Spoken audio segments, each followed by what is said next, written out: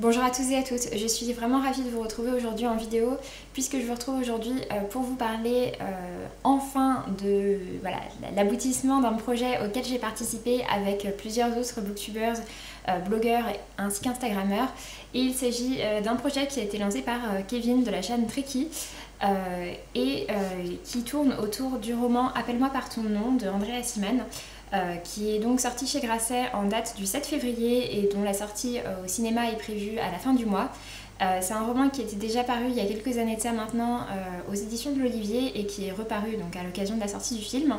Et donc Tricky a organisé un projet dans lequel on est 7 ou 8 personnes, je ne sais plus exactement, à participer. Je vous mettrai en barre d'informations les liens des différents participants, comme ça vous pourrez également retrouver leurs avis. Et du coup voilà, on a tous reçu donc déjà Appelle-moi par ton nom de la part de Grasset et ensuite on l'a tous lu afin de vous proposer à peu près autour de maintenant, donc autour de la date de sortie du livre, nos avis sur le roman.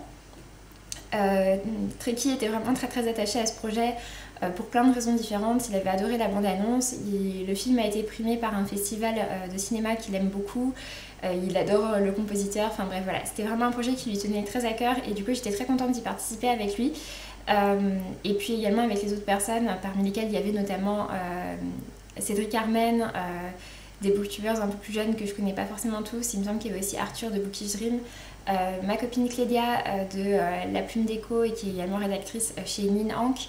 Donc voilà, c'était vraiment un beau projet auquel j'étais très contente de participer et du coup je suis très contente de revenir aujourd'hui en vidéo pour vous donner enfin mon avis donc, sur ce roman. Donc en fait on est ici sur un roman contemporain qui se passe dans les années 80.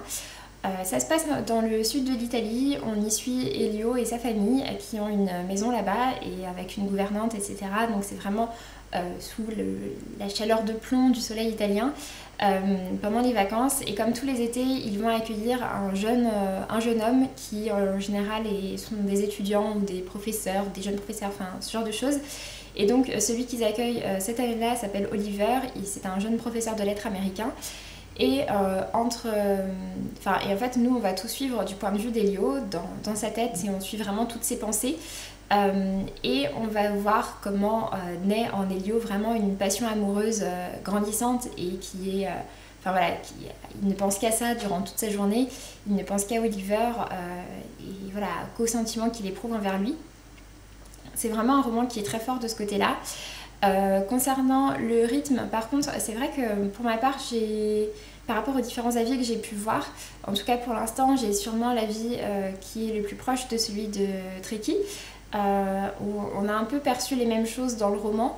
Et notamment donc justement par rapport au rythme, comme je vous le disais, donc ça se passe en Italie, dans le soleil étouffant, dans l'été, enfin voilà, du coup il y a une sorte de langueur qui est présente dans le roman, mais qui se prête très bien à cette atmosphère-là, et qui est très justifiée par tout ça, même si c'est vrai que du coup ça ralentit forcément un peu le rythme de la lecture, puisqu'il se passe pas forcément grand-chose, ils font pas des milliards de choses de leur journée, puisque voilà, il fait juste trop chaud, et du coup ils ont plus envie de se languir au bord de la piscine, enfin voilà, de faire ce genre de choses.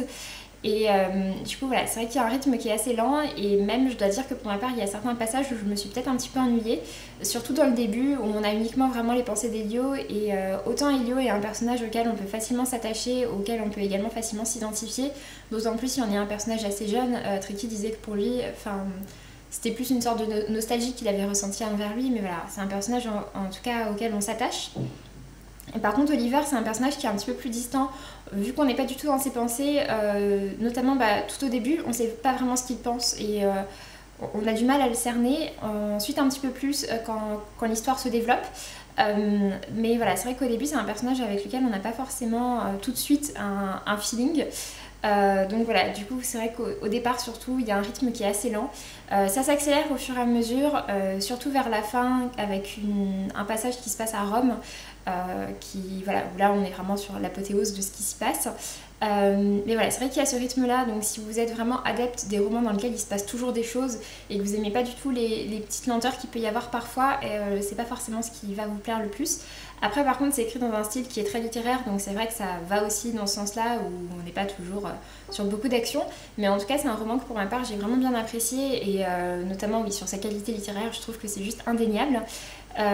Pour ce qui est de la passion amoureuse, elle est vraiment très forte et pareil, c'est quelque chose à laquelle on peut s'identifier, notamment si on est jeune ou bien plus à travers de la nostalgie également, puisque voilà, c'est un peu les premiers grands émois amoureux, si on peut dire ça. Donc voilà, c'était assez touchant de ce côté-là également. Comme Trekkie, c'est vrai que j'ai beaucoup apprécié la fin. J'ai terminé le roman un petit peu avant lui et la fin m'a vraiment beaucoup plu puisqu'on part dans quelque chose d'assez différent, avec une autre vision sur ce qui s'est passé, avec un autre regard, et j'ai trouvé ça vraiment intéressant, et d'autant plus comme il l'a mentionné, l'intervention d'un autre personnage du roman, et voilà, j'ai trouvé ça vraiment très intéressant comme roman. Je suis très contente d'avoir pu le découvrir. Pour ma part, ça n'a pas été un coup de cœur, ça a été le cas pour certaines des personnes avec qui je l'ai lu. Pour ma part, ça n'a pas été un coup de cœur, mais en tout cas, ça a été vraiment une très belle découverte. C'est vrai que le personnage d'Elio est très attachant, que c'est très bien écrit et que j'aime beaucoup l'ambiance qui est présente, même si c'est au final un peu cette ambiance-là qui a fait voilà, que pour ma part, il y avait ce point négatif par rapport au rythme. Mais il n'empêche que cette ambiance-là m'a beaucoup plu aussi et que c'est aussi ce qui fait le charme du roman, à mon avis. Donc voilà, en tout cas ça a été vraiment une très belle découverte. Je remercie vraiment Trekkie de m'avoir invitée dans ce projet, et puis également donc, la maison d'édition Grasset pour l'envoi du livre et pour tout ça. Donc voilà, vraiment je vous remercie tous, et puis je suis très contente d'avoir pu participer à ça, d'avoir pu découvrir le roman. J'espère que je vous aurai donné envie de le découvrir. Je vous mets également en barre d'informations la bande-annonce du film qui vous donnera peut-être envie, j'espère. Et puis normalement donc on va essayer de programmer ça, mais d'ici la fin du mois il devrait y avoir un live sur la chaîne de Kevin, donc de Trekkie, avec les différents participants qu'il y a pu y avoir pour faire une discussion. Il y aura sûrement une partie sans spoil et une partie avec spoil. Voilà, donc j'espère que ça vous intéressera, que vous serez nombreux sur ce live et puis que cette vidéo vous aura plu. Sur ce, je vous laisse et je vous dis à très bientôt pour ma part. Salut!